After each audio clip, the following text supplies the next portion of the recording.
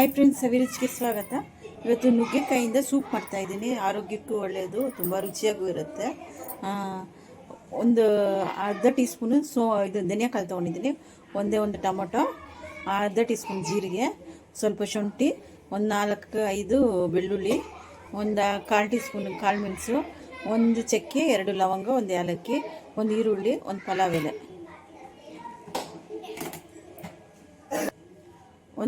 ಒಂದು table spoon ಎಣ್ಣೆ,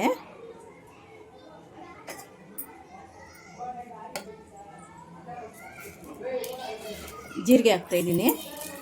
ಈ ಜೀರಿಗೆ, ಮೆಣಸು, ಚಕ್ಕೆ, ಲವಂಗ ಎಲ್ಲ ಹಾಕ್ತಾಯಿದ್ದೀನಿ. ಸ್ವಲ್ಪ ಶುಂಠಿ, ಪಲಾವ್ ಎಲೆ ಒಂದು ಸ್ವಲ್ಪ, ಇಷ್ಟು ಹಾಕ್ತಾಯಿದ್ದೀನಿ. ಅದು ಸ್ವಲ್ಪ ಘಮವರೆಗೂ ಸ್ವಲ್ಪ ಹುರ್ಕೊಳ್ಳಿ. ಈರುಳ್ಳಿ ಹಾಕ್ತಾಯಿದ್ದೀನಿ, ಅದೊಂದು 2 ನಿಮಿಷ ಹುರ್ಕೊಳ್ಳಿ. ಹೆಸರುಬೇಳೆ ಹಾಕ್ತಾಯಿದ್ದೀನಿ, 1 ಟೇಬಲ್ ಸ್ಪೂನು.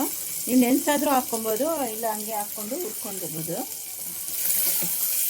ಟೊಮೊಟೊ ಹಾಕ್ತಾಯಿದ್ದೀನಿ, ಒಂದೇ ಒಂದು ಟೊಮೆಟೊ, ಅದನ್ನು ಸ್ವಲ್ಪ ಫ್ರೈ ಮಾಡ್ಕೊಳ್ಳಿ.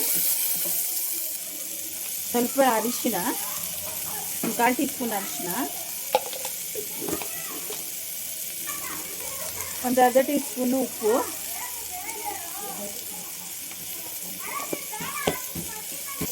ಒಂದೂವರೆ ಗ್ಲಾಸ್ ನೀರು ಹಾಕ್ತಾಯಿದ್ದೀನಿ. 1-2 ಗ್ಲಾಸ್ ನೀರು ಹಾಕ್ಕೊಳ್ಳಿ ನೀವು. ನೋಡಿ, ನುಗ್ಗೆ ಸೊಪ್ಪು ತೊಳೆದು ಇದು ಮಾಡಿದ್ದು ಸೋಸಿದ್ದೀನಿ. ಈಗ ನುಗ್ಗೆ ಸೊಪ್ಪು ಹಾಕೋಣ. 1-2 ವಿಸಿಲ್ ಬಂದರೆ ಸಾಕು. 1-2 ವಿಸಿಲು. ಸ್ಟೀಮ್ ಹೋಗಿದೆ, ಈ ಥರ ಸೋಸ್ಕೊಂಡಿದ್ದೀನಿ.